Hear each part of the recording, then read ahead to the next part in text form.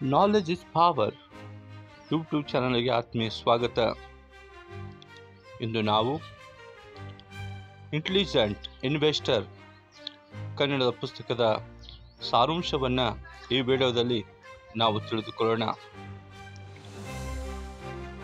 ಈ ಒಂದು ಪುಸ್ತಕವು ಷೇರು ಮಾರ್ಕೆಟಿನ ವಿಷಯದಲ್ಲಿ ಹೂಡಿಕೆದಾರನು ಗಮನಿಸಬೇಕಾದ ಅಮೂಲ್ಯವಾದ ಸೂಕ್ತ ಸಲಹೆಗಳು ಮತ್ತು ಹೂಡಿಕೆದಾರನಿಗಿರಬೇಕಾದ ಸೂಕ್ತವಾದ ಆಲೋಚನೆಗಳ ವಿಷಯದಲ್ಲಿ ಈ ವಿಡಿಯೋದಲ್ಲಿ ನಾವು ತಿಳಿದುಕೊಳ್ಳೋಣ.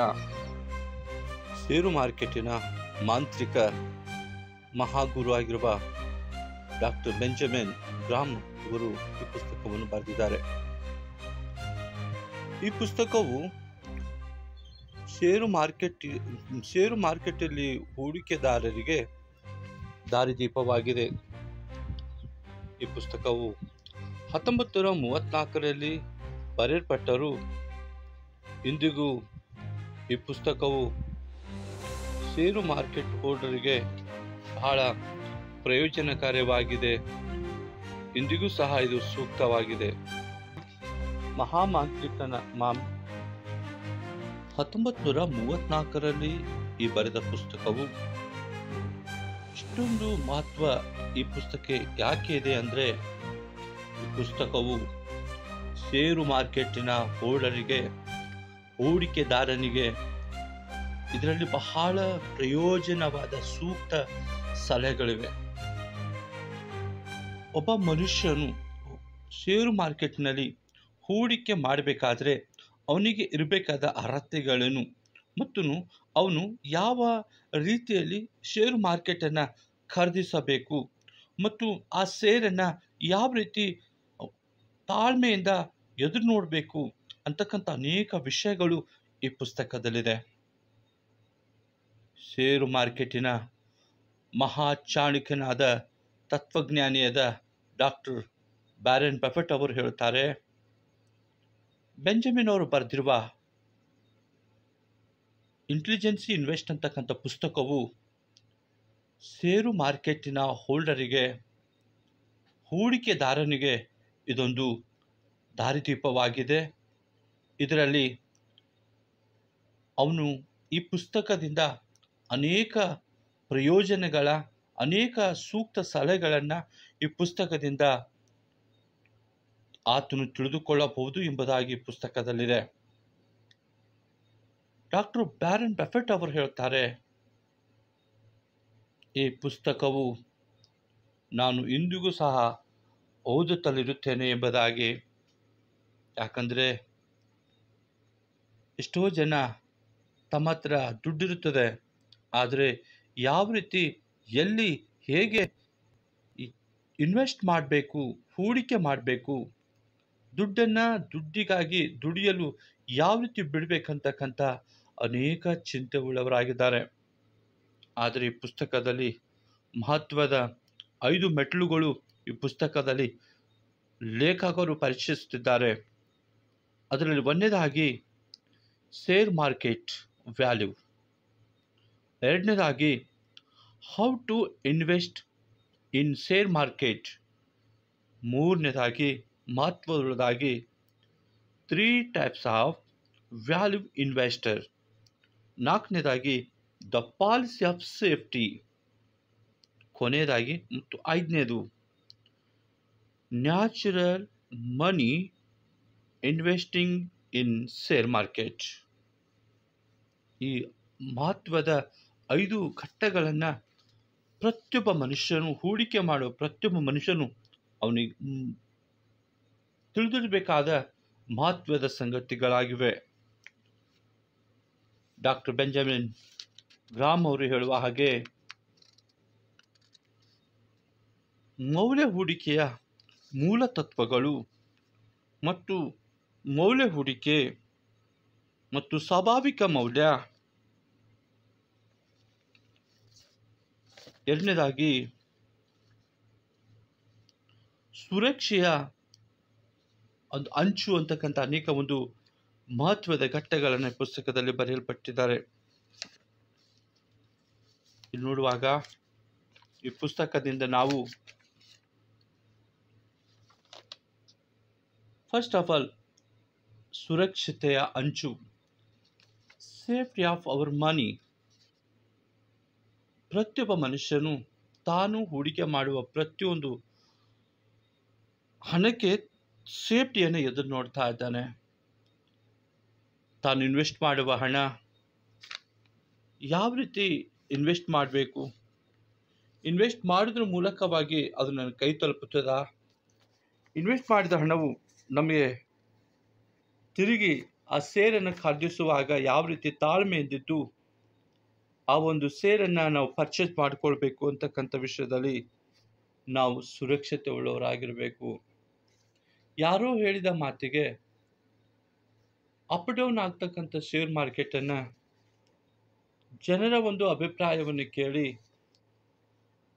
ನಾವು ದುಡ್ಡನ್ನು ಅದರಲ್ಲಿ ಸೇರ್ ಮಾಡಬಾರ್ದು ಎಂಬುದಾಗಿ ಲೇಖಕರು ಹೇಳುತ್ತಾರೆ.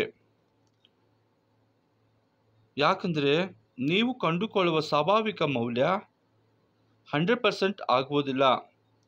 ಕಂಪನಿ ವರ್ಷಕ್ಕೆ 10 ರೂಪಾಯಿ ಗಳಿಸುತ್ತಿದೆ, ಹೀಗಾಗಿ ಅದರ ಸ್ವಾಭಾವಿಕ ಮೌಲ್ಯವು ಸಹ 100 ರೂಪಾಯಿ ಇರಬೇಕು.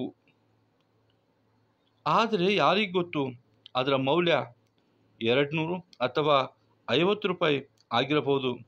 ಹೀಗಾಗಿ ನೀವು ನಿಮ್ಮ ಕ್ಯಾಲ್ಕುಲೇಷನನ್ನು ಅಲ್ಲಿ ಕೆಲವು ಸೇಫ್ಟಿಯನ್ನು ಹಾಕಬೇಕು. ಅದನ್ನು ಸುರಕ್ಷತೆಯ ಅಂಚು ಎಂದು ಕರೆಯುತ್ತಾರೆ. ಅದಕ್ಕೋಸ್ಕರ ಈ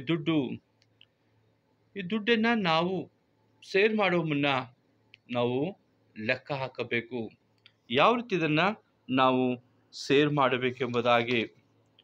ಮತ್ತು ಇಲ್ಲಿ ನೋಡುವಾಗ ಹೂಡಿಕೆದಾರನು ಹೂಡಿಕೆಯ ಮೌಲ್ಯ ಮತ್ತು 3 ತತ್ವಗಳನ್ನು ತಿಳಿದುಕೊಂಡಿರಬೇಕು. ಒಂದನೇದಾಗಿ, ಕಂಪನಿ ಅಲ್ಪಾವಧಿಯ ಶಾರ್ಟ್ ಟರ್ಮ್ ಬೆಳವಣಿಗೆಯ ಮೇಲೆ ನೀವು ನಿರ್ಧರಿಸಬೇಡ. ಕಂಪನಿಯ ಬೆಲೆ ಎಷ್ಟಿದೆ ಅದರ ಮೇಲೆ ಹೂಡಿಕೆ ಅಥವಾ ಕೆಳಗೆ ಬರಲಿ ಮೇಲೆ ಹೋಗಲಿ, ನೀವು ಕಂಪನಿಯ ದೀರ್ಘಾವಧಿಯ ಬೆಳವಣಿಗೆಯ ಮೇಲೆ ನಾವು ಟಾರ್ಗೆಟನ್ನು ಮಾಡಬೇಕು. ಆದರೆ ಶೇರ್ ಮಾರ್ಕೆಟಲ್ಲಿ ಕೆಲವು ಕಂಪನಿಯ ಹೆಚ್ಚಿನ ಮೌಲ್ಯವಾಗಿರುತ್ತದೆ, ಆದರೆ ಅದರ ಸ್ಟಾಕ್ ಕಡಿಮೆಯಾಗಿ ಸಿಗುತ್ತದೆ. ಹೀಗಾಗಿ ಆ ಕಂಪನಿಯ ಬೆಳವಣಿಗೆಯ ಮಾರುಕಟ್ಟೆ ಬೆಲೆಯಿಂದ ಮಾರ್ಕೆಟ್ ಪ್ರೈಸು ಸ್ವತಂತ್ರವಾಗಿರುತ್ತದೆ ಎಂಬುದಾಗಿ. ಎರಡನೇದಾಗಿ, ವೈವಿಧ್ಯತೆಯ ಮೌಲ್ಯ ಹೂಡಿಕೆ. ನಿಮ್ಮ ಷೇರುಗಳನ್ನು ವೈವಿಧ್ಯಮಯವಾಗಿ ಮಾಡುವುದು ನಾವು ಯಾವಾಗಲೂ ತಪ್ಪು ಮಾಡುವ ಚಾನ್ಸ್ ಇರುವುದು.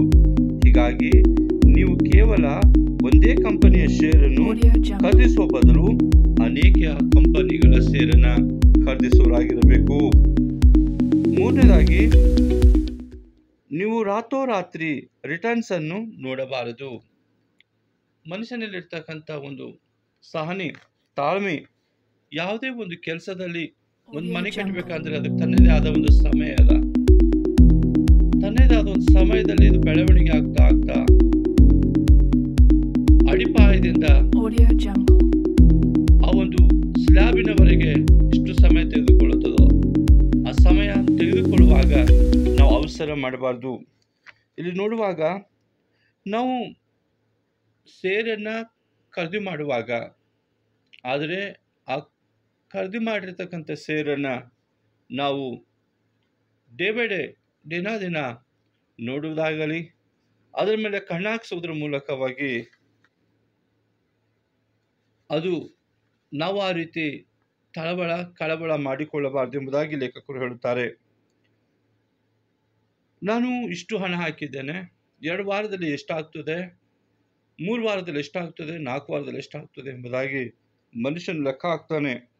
ಆದರೆ ನಮ್ಮ ಹೂಡಿಕೆಯು ಯಾವಾಗಲೂ ದೀರ್ಘಾವಧಿಯ ಮೇಲೆ ಇರಬೇಕು ಎಂಬುದಾಗಿ.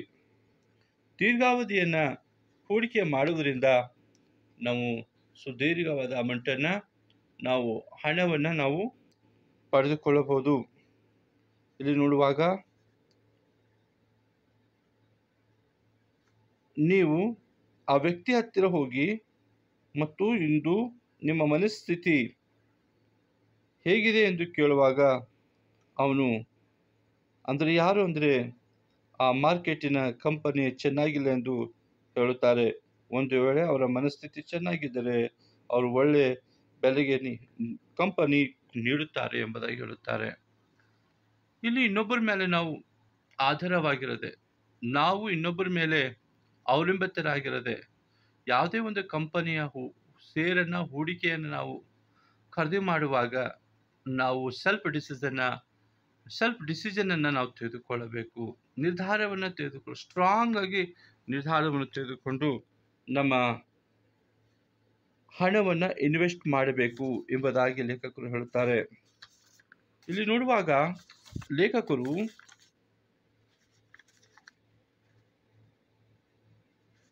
ಈ ಮೌಲ್ಯ ಹೂಡಿಕೆಯನ್ನು ನೋಡುವಾಗ, ಮೌಲ್ಯ ಹೂಡಿಕೆಯು ಒಂದು ರೀತಿಯಾಗಿದೆ. ಇದರ ಅರ್ಥ ನೀವು ಯಾವುದೇ ಕಂಪನಿಯ ಷೇರನ್ನು ವಿಶ್ಲೇಷಣೆ ಮಾಡಿ ಅರ್ಥ ಮಾಡಿಕೊಂಡು ಅದರ ಸ್ವಾಭಾವಿಕ ಮೌಲ್ಯ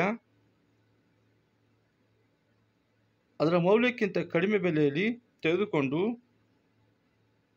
ಅದಕ್ಕೆ ಸುರಕ್ಷತೆಯ ಅಂಚು ಹಾಕುತ್ತೀರಿ ಎಂಬುದಾಗಿ. ನಾವು ಯಾವುದೇ ಒಂದು ಷೇರನ್ನು ತೆಗೆದುಕೊಳ್ಳುವಾಗ ಸುರಕ್ಷತೆ ಉಳ್ಳವರಾಗಿ ಆ ಮಾರ್ಕೆಟಿನ ಒಂದು ಶೇರ್ ಮಾರ್ಕೆಟನ್ನು ಖರೀದಿ ಮಾಡುವಾಗ, ಹೂಡಿಕೆಯನ್ನು ಹಾಕುವಾಗ ನಾವು ಸೇಫ್ಟಿ ಅನ್ನೋದು ಬಹಳ ಮುಖ್ಯವಾಗಿರುತ್ತದೆ. ಶೇರ್ ಮಾರ್ಕೆಟಿನಿಗಿರುವ ಮೂಲ ಕರ್ತವ್ಯಗಳು ಮತ್ತು ಅವನು ಮಾಡ್ತಕ್ಕಂಥ ಒಂದು ಶೇರನ್ನು ಆ ವಿಷಯದಲ್ಲಿ ಅವನಿಗಿರಬೇಕಾದ ಜ್ಞಾನದ ಕುರಿತು ಇಲ್ಲಿ ನೋಡುವಾಗ, ಕಂಪನಿಯು ಅಲ್ಪಾವಧಿಯ ಶಾರ್ಟ್ ಟರ್ಮ್ ಟೆಂಡರನ್ನು ಬೆಳವಣಿಗೆಯ ಮೇಲೆ ನೀವು ನಿರ್ಧರಿಸಬೇಕೆಂಬುದಾಗಿ. ಕಂಪನಿಯ ಬೆಲೆ ಎಷ್ಟಿದೆ ಅದರ ಮೇಲೆ ಹೋಗಲಿ ಅಥವಾ ಕೆಳಗೆ ಬರಲಿ, ನೀವು ಕಂಪನಿಯ ದೀರ್ಘಾವಧಿಯ ಬೆಳವಣಿಗೆಯ ಮೇಲೆ ನೋಡಬೇಕು ಎಂಬುದಾಗಿ. ಹೌದು, ಈ ಪ್ರತಿಯೊಬ್ಬ ಮನುಷ್ಯನು ತಾನು ಹಣವನ್ನು ವೃದ್ಧಿ ಮಾಡಬೇಕು, ಹಣವನ್ನು ಬೆಳೆಸಬೇಕು. ಹಣವನ್ನು ನಾವು ಯಾವ ರೀತಿ ಎಲ್ಲಿ ಇನ್ವೆಸ್ಟ್ ಮಾಡಿದ್ರೆ ಅದು ರಿಟರ್ನ್ ಅಮೌಂಟನ್ನು ಬರುತ್ತದೆ, ಒಳ್ಳೆಯ ಅಮೌಂಟನ್ನು ಬರುತ್ತದೆ ಎಂಬುದಾಗಿ ಅನೇಕರು ಎದುರು ನೋಡ್ತಾ ಇದ್ದಾನೆ. ಹಣವಿದೆ, ಆದರೆ ಉಪಯೋಗ ಮಾಡಿಕೊಳ್ತಕ್ಕಂಥ ಜ್ಞಾನ ಮನುಷ್ಯನಿಗೆ ಬಹಳ ಮುಖ್ಯವಾಗಿದೆ. ಲೇಖಕರು ಹೇಳುವ ಹಾಗೆ, ಷೇರನ್ನು ಖರೀದಿ ಮಾಡುವಾಗ ನಾವು ಸೇಫ್ಟಿ ಬಹಳ ಮುಖ್ಯವಾಗಿದೆ, ಜ್ಞಾನ ಬಹಳ ಮುಖ್ಯವಾಗಿದೆ. ಯಾಕಂದರೆ ನಾವು ಇನ್ವೆಸ್ಟ್ ಮಾಡುವ ಹಣ ಇನ್ವೆಸ್ಟರ್ ಆಗಿ ಒಳ್ಳೆಯ ಒಂದು ಮೌಲ್ಯಭಾರಿತ ಷೇರನ್ನು ಖರೀದಿ ಮಾಡುವಾಗ ಅಮೌಂಟನ್ನು ನಾವು ದೀರ್ಘಾವಧಿಯಿಂದ ನಾವು ಸೇಫ್ಟಿಯಾಗಿ ಅಮೌಂಟನ್ನು ಪಡೆದುಕೊಳ್ಳಬಹುದು. ಈ ರೀತಿಯಾಗಿ ಇನ್ವೆಸ್ಟ್ ಮಾಡುವ ಇನ್ವೆಸ್ಟರನ್ನು ಅವನಿಗೆ ತಾನು ಮಾಡಲಿಕ್ಕಿರುವ ಹಣದ ಸೇಫ್ಟಿ, ಸುರಕ್ಷತೆ ಮತ್ತು ಹಣದ ಒಂದು ಸ್ವಾಭಾವಿಕ ಮೌಲ್ಯ ಮತ್ತು ಷೇರು ಮಾರ್ಕೆಟಿನ ಒಂದು ಜ್ಞಾನ ಬಹಳ ಅವಶ್ಯ ಎಂಬುದಾಗಿ ಲೇಖಕರು ಪುಸ್ತಕದಲ್ಲಿ ತಿಳಿಸಿರುತ್ತಾರೆ. ಇದು ಒಂದು ಒಳ್ಳೆಯ ಪುಸ್ತಕ. ಈ ಪುಸ್ತಕದಿಂದ ಇನ್ನು ಅನೇಕ ನಾವು ಕಲಿಬಹುದು. ಈ ಪುಸ್ತಕವು ಓದುಗನಿಗೆ ದಾರಿದೀಪವಾಗಿದೆ. ಈ ಪುಸ್ತಕದಿಂದ ಲಕ್ಷಾಂತರ ಜನರು ತಮ್ಮ ಷೇರನ್ನು ಖರೀದಿ ಮಾಡಿ ಎಷ್ಟೋ ಆದಾಯವನ್ನು ಗಳಿಸಿರುತ್ತಾರೆ. ಆದ ಕಾರಣ ಇಂಥ ಒಂದು ಒಳ್ಳೆಯ ಪುಸ್ತಕವನ್ನು ಓದಿ ಈ ಪುಸ್ತಕದಿಂದ ಸಿಗ್ತಕ್ಕಂಥ ಒಂದು ಜ್ಞಾನವನ್ನು ನಿಮ್ಮ ನಿಜ ಜೀವನದಲ್ಲಿ ಉಪಯೋಗಿಸಿಕೊಳ್ಳಬೇಕೆಂಬುದೇ ನಮ್ಮ ಮನದಾಳದ ಆಸೆಯಾಗಿರುತ್ತದೆ. ಇಲ್ಲಿ ತನಕ ನೀವು ಈ ಒಂದು ವಿಡಿಯೋವನ್ನು ವಾಚ್ ಮಾಡಿದಿರಿ.